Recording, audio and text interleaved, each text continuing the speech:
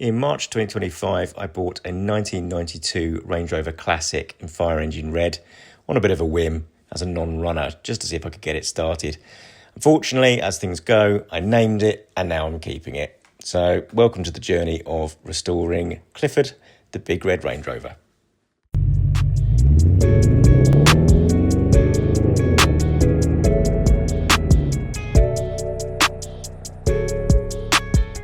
So we now have all the panels back from sandblasting, some of which are not as good as others. So I'll show you the ones we've got upstairs. So this is the driver's hole, the right side rear quarter panel. This is a steel panel and it is shot. Previous fiberglass repairs and all sorts. Now, I did consider trying to repair this, but I'm just going to buy a new one. They're not cheap, they're like 280 quid each, so it's not a cheap ordeal. I'll show the other one, hang on. This is the left-hand side rear quarter panel. Yeah, that way up. No, that way up. So as you can see, this one is 100 times better. No repairs, practically nothing wrong with it whatsoever. It's almost like that was a new part, but there's enough little bits in it that would show that this is the original part, but I can fill all those. And that one is okay, so that's 280 quid I don't need to spend. These are the rear wings, and these are okay. These are alley parts, and these have come up fine. So there's literally some damage from where the checker plate was, but that's just a bit of filler, and that'll be absolutely fine. A real thin skim of filler. There's some damage here, which again, I'll grind that back a bit, make it nice and smooth and fill that, where it's obviously joined a steel part. So they're okay. Then it comes to the front wings. So the front wings, I've got aluminium front wings. Now they're expensive, they're like 480 quid a wing on Famous 4. So, you know, they're in not bad shape. There's a couple of areas where it's been attached to something steel. The steel has rotted through, but these are actually in okay shape. However, they're not perfect, and I am wondering whether I change to plastic front wings. So I'll be really interested to hear your thoughts on that. So there seems to be lots of opinions. Some damage down there, look. Lots of opinions on this. A lot of people say, oh, the paint cracks and all this kind of stuff as soon as you touch it. But I'm Raptoring the car. So the Raptor's got a flexible kind of coat to it. So, you know, it is a truck bed liner, you know, so it's pretty flexible. So they're like 80 quid a wing for two new, for ABS plastic front wings. So I think I'm going to get two new front wings, you know, and then I might sell these second hand, even a couple hundred quid each, you know, for decent aluminium wings would be a bargain for someone, or I might keep them, who knows. So that is all the sandblasting I've had back. The bonnet, which again, I have started working on, which I may have shown you in early videos. If not, I'll show you here in just a moment. The bonnet came back pretty good as well. And you'll find out a bit more about that in a moment, if you haven't already seen it, depending on where I've edited this video. But yeah, so that's all back. Now it's time to crack on. This is the scuttle panel, which has come up really well actually. So this is an alley panel, it's super, super lightweight. So there's no corrosion on this. There might be somewhere it joins the steel, but no, that all looks all right as well. So this just needs sanding back and painting. No real damage to that at all. The only thing I have got are these weird shaped holes for the windscreen wipers. I'm not quite sure why they're such a weird shape, because I've looked at other scuttle panels and they are just round. So I'm not quite sure why that is. Anybody could let me know. That would be great. But yeah, so that's the scuttle panel, or the decker panel, I think they call it. But that's in pretty good shape. Oh, and this is the boot panel as well. Needs a bit more scraping, but this has come out really well. Another steel panel. So I will satin black that, and now we'll get ready to go back on the boot. The lower tailgate, that is. Right, we've got Clifford out now, covered up, and we needed some space because we're now looking to start doing the first stage of prepping really. So I've still got a bit of sanding down to do on the door and welding and bits and pieces. I haven't started the other side of the tailgate, so it's just a matter of getting things back. So trying to make a plan as to what to do next. So I wanted to kind of tackle this bonnet. It's got a number of dents and all sorts of stuff, as you can really see quite well in this video, all over it. Now the first thing I want to get rid of is obviously these holes. This was holding down the checker plate that they put on the bonnet. And I don't know if you can see, but some of them actually sit, they're slightly, there's a good one. It's slightly raised where the bolt has sort of pulled through slightly. So I need to knock them all down. That one there's quite a good one, you can see. It's raised up. So I need to knock them all down. And then this is really thin steel. So welding it up is going to be a swine. So I'm going to try and cheat.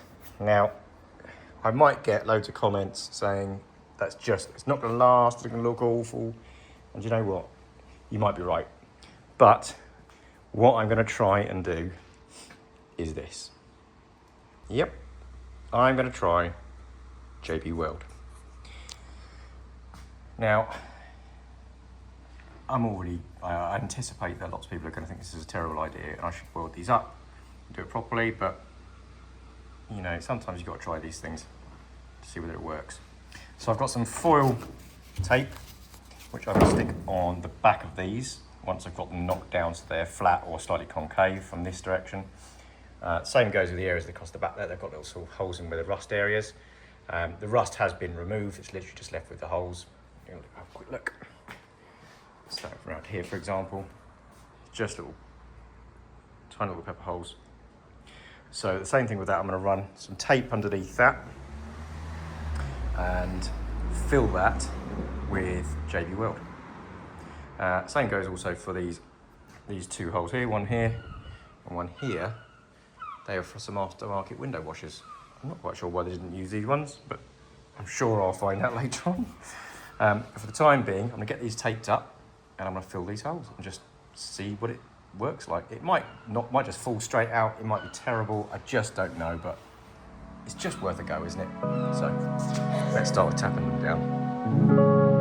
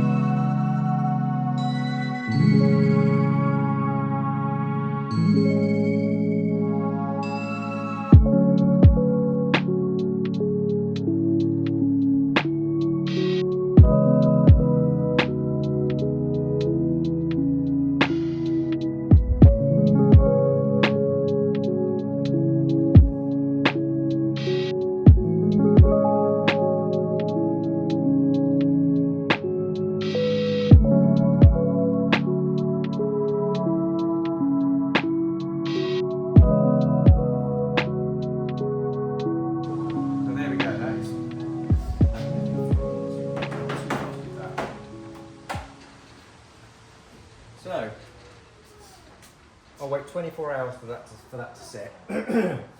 And then we'll peel back the foil and sand off the surface. They may just poke straight through. Whether they've bonded to this, I don't know. It's been etch primed, so it's pretty sticky for the stuff to go to. So yeah, fingers crossed that might work. If it does, save me a hassle of trying to weld these dozens of holes in sheet metal, which honestly I really wasn't looking forward to. So yeah, bonnet is otherwise hole free. The rest will just be a bit of filling, getting rid of dents and whatnot. But remember, this is going to be raftered, so it will cover a multitude of sins. You will still be able to see dents, don't get me wrong. But let's see what this is like in 24 hours, shall we? Hey, 24 hours later, sanded them down, and these feel pretty solid. So I wasn't expecting them to be like flush, as in they don't need filling. It's just meant to fill the hole securely, that I can fill over the top of it without it cracking. And it seems to have done that job really well, actually. It destroys the sanding discs because this stuff's bloody strong, but that's done a great job. So I'm going to quickly run a cloth over that and high build prime just the areas so I can see what does need filling. But yeah, so you can see areas here like one obviously needs some filler, some skims, tiny little pinholes there. And obviously I haven't filled the dents or anything yet. So this is just a good opportunity for me to see whether JB Weld can actually do the job, and it does look like it can do it. So yeah, fingers crossed. Let me tack this off and put some high build on it and see what it comes out like. So for the record, that's etch, not high build primer, but because it goes straight into the steel. So there's certainly no raised elements. I'm really, really pleased with that. So other than the few divots that I'll need to fill, I'm pretty sure that that's going to do the trick pretty well. So I'm going to let that dry off. Then I'm going to go around and sand the whole bonnet because it's still got this etch primer from the sandblasting. And then I'm going to fill all these little dents, mix up some filler and fill all these dents. Because I don't think, yeah, that sits behind, there's an inner panel behind that skin that I can't get to. So yeah, another one there. So I need to go around with like a pencil and mark out where the dents are. But yeah, so I might have got away with that. So it depends what you think, but you might think that's a terrible idea. You might also think that's not a bad shout, so let me know what you think.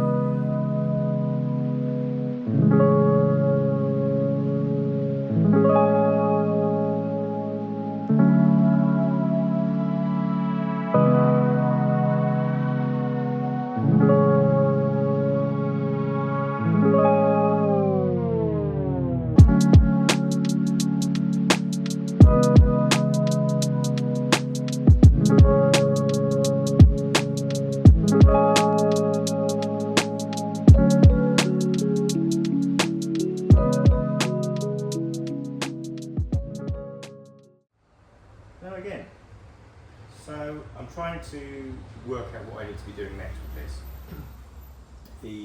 Using the JB Weld to fill these holes worked perfectly. The aluminium tape was exactly what I needed to do. Came off really easily. It's left actually a flush fill, which is great. A bit of sanding can be absolutely fine. So yeah, that worked really well.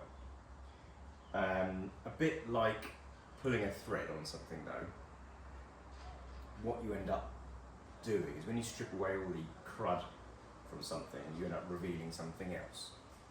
So we're at a point now where a lot of the surface rubbish is gone, old paint is gone, all that kind of stuff.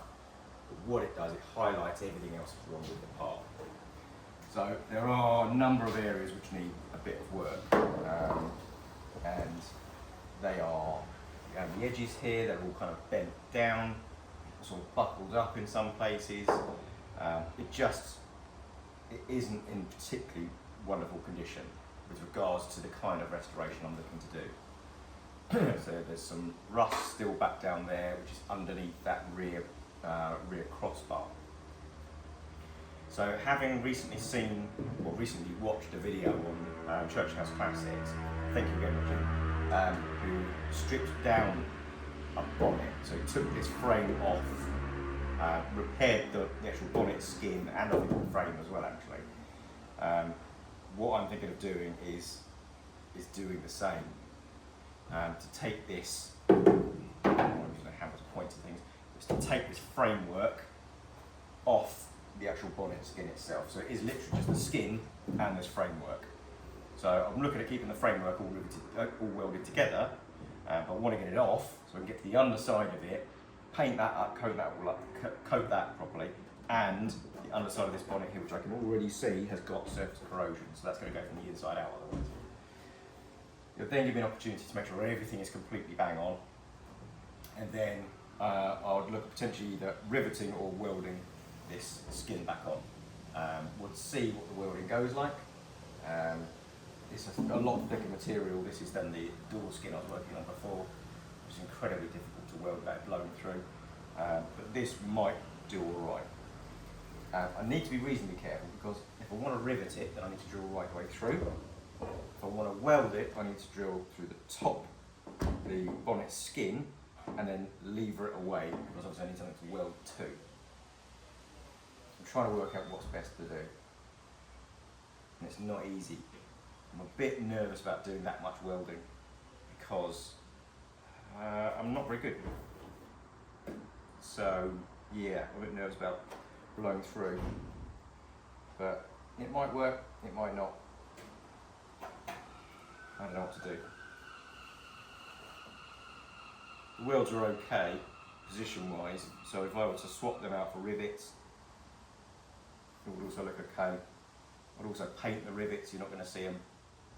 And for a bonnet skin like this, it's really no problem riveting either. So what am I going to do? I think I'm going to drill, I am going to take the frame off, and I'm going to drill this, I'm going to drill right the way through. I'm going to go for rivets, and just see how it goes, I suppose. Wish me luck.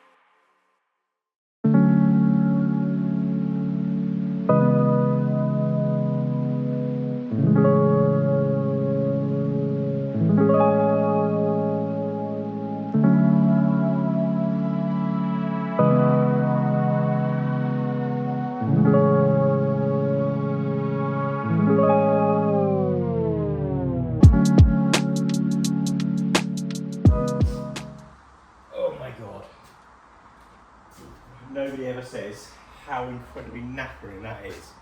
Drilling out spot welds. Oh my god, my elbow's killing me.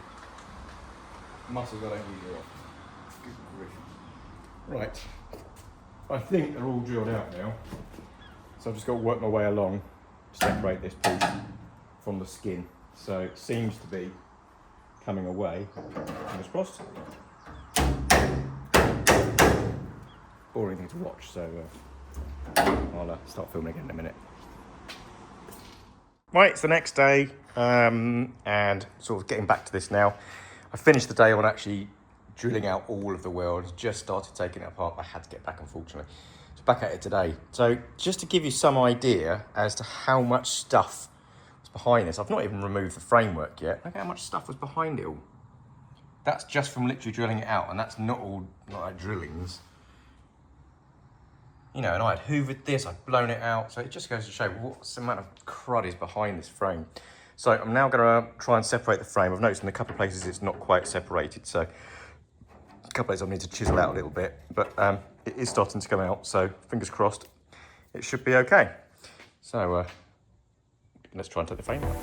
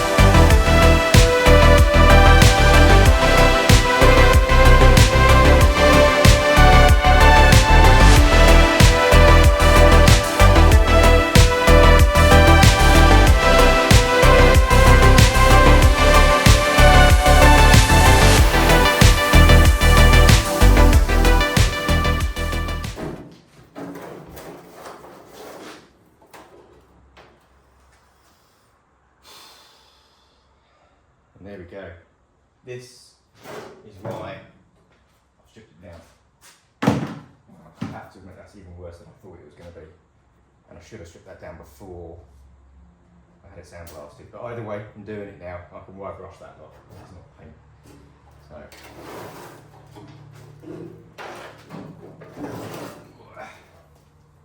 Wowzers. Wowzers, trousers. Okay. Every time I move order, nearly took you out. So I can make more work for myself, but either way, it's got to be done. Give you an idea, look. All this crap behind here, look. The surface rust, but that would have got a lot worse. So I can flatten it all out, I can wire brush all of that. Straighten all these out, these are all now a bit bent. I'll dolly them all back, hammer them back in nice and flat. Scrape all this stuff off. This is all the old original stuff. And then, yeah, paint it. So let's hoover out what we've got and then wire brush.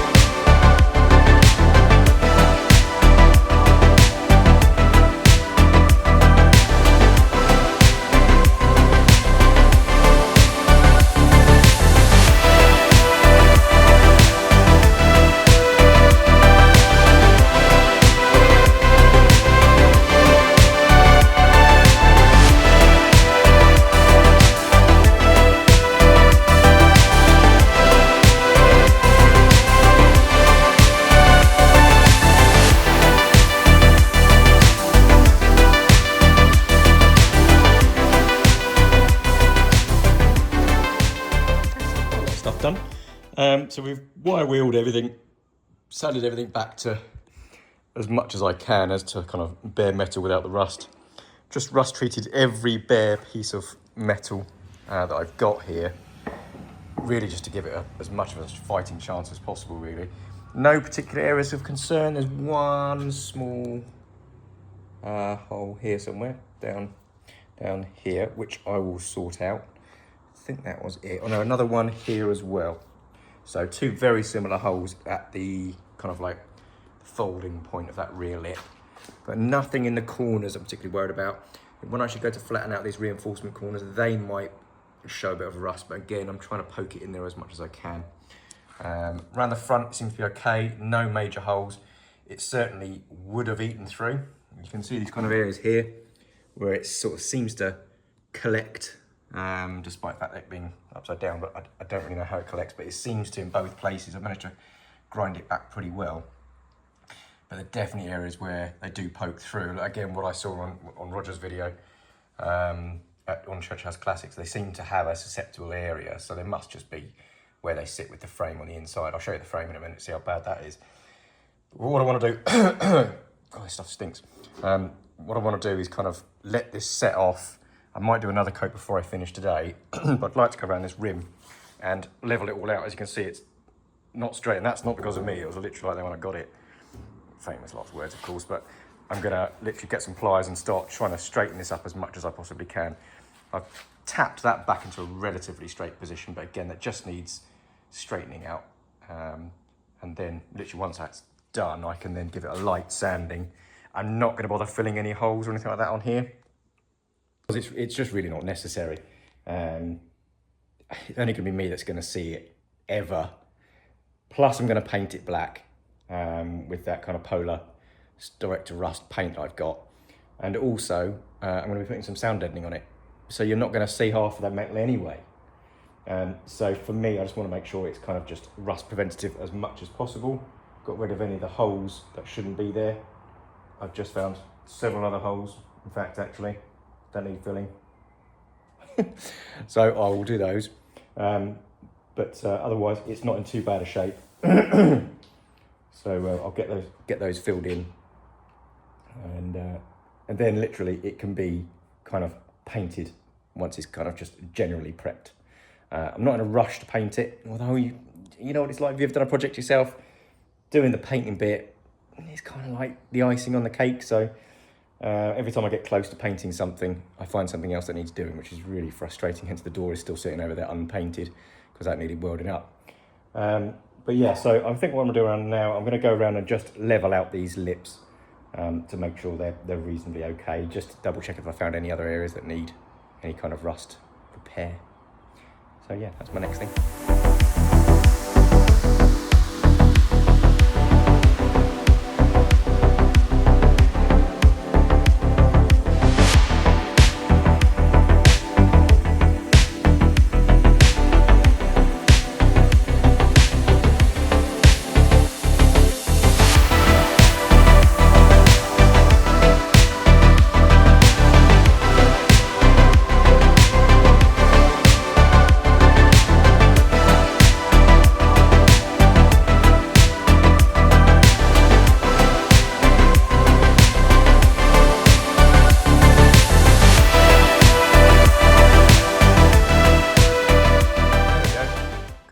So just 2 hammers will do it, and straighten it right out. It's not perfect, but it'll be certainly okay for the time being, and it's giving me an idea as to what needs to be done still. It did knock off a bit more rust, so again, you think you've got everything, and actually you haven't. So as you can see, this is all going black, which is kind of good in a way, because it means it is doing its job. Bad that there was that much rust that it's converted it, but either way, it's doing its job. So I'm literally going to let that dry out completely, then I'm going to sand it right back again and do exactly the same thing again. Might even do this 2 or 3 times and get it absolutely as much prepared as I possibly can. Straightened out these as well, so they're reasonably flat. They're not perfect, these actually, but it's not easy to get these in the right position, mainly because this is actually going to be levered up slightly. So I don't want to bend it too much. I'd rather level it out when I've got some idea and the frame's back together again. On that note, check this bad boy out. So, this is why I wanted to take the frame out. And the funny thing is, I think it's almost, there obviously are like susceptible areas for rusting on these cars. So that almost looks the same as Richard's on Church House Classics. Same place, so I will likely cut that out and weld that as well. I'm not going to JB weld that, don't worry. And then at the bottom down here, this isn't actually that bad. That's just a lot of surface. So I'm going to wire wheel that. I might even take that back to Khan Engineering and get them to sandblast that. It's very tempting. So there might be a few things I get them to sandblast, so I might take this back and get them to sandblast that, because then at least I know it's got literally everywhere. Well, as far as I possibly can get it. The only issue is obviously this is still a welded part onto here, so in here we've also got probably some rust and stuff like that. So I'm never going to be able to get it all out. I just need to do the best I possibly can, yeah, go on from there. I mean, the car's not going to last forever, let's face it.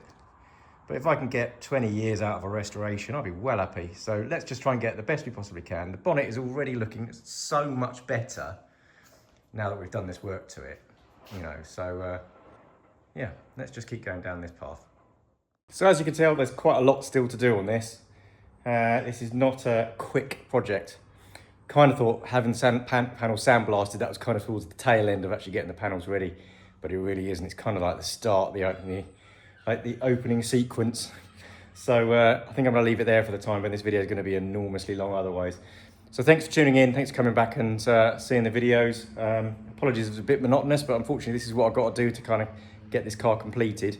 Really appreciate you turning up. Please like, share, subscribe, do all that wonderful stuff. I do really appreciate it. I hope it helps somebody else that's actually trying to do the work. The stuff that I've seen on other channels is really helping me out. And again, a massive thanks to Church House Classics. And I've literally watched your videos, and then the next day I have to do stuff myself. So for people like Richard who do things like that, I'm just chuffed to bits. So yeah, please do like, share, subscribe.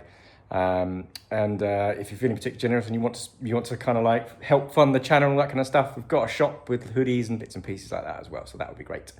So in the next episode, hopefully you should see a bit more progress. We should have, well, we might even be close to doing a bit of paint, but let's see. Anyways, thanks very much and I'll see you soon.